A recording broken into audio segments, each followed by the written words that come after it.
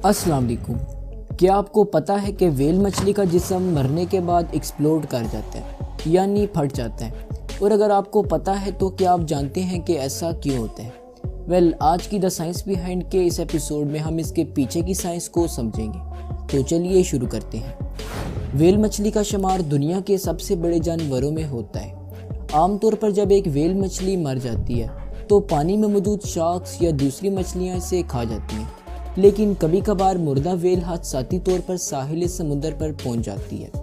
फिर इसके बाद इसका जिस्म गलना शुरू हो जाता है। चूँकि व्हेल साइज में बहुत बड़ी दिखाई देती है, इसलिए ज़्यादातर लोग जब एक मुर्दा व्हेल को देखते हैं तो वो इसके करीब चले जाते हैं, और कुछ लोग तो इसके जिस्म को काटना या इससे हाथ लगाना शुरू कर देते हैं।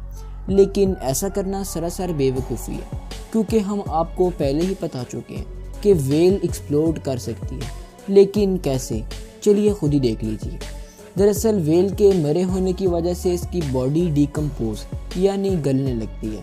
इसी डिकम्पोजिशन के दौरान व्हेल के जिस्म में मुख्तलिफ गैसेस तैयार होने लगती हैं, जैसा कि कार्बन डाइऑक्साइड और मीथेन वगैरह।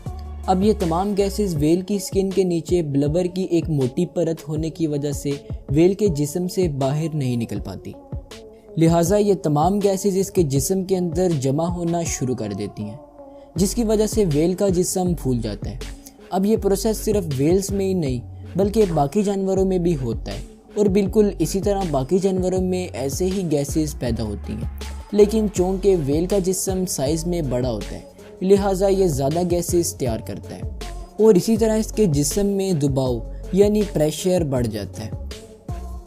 आखिरकार बढ़ते हुए प्रेशर की वजह से व्हेल के जिस्म में जमा तमाम गैसेस इसके जिस्म के कमज़ोर हिस्सों से ज़बरदस्ती बाहर निकल आती हैं, और यूं एक धमाका होता है।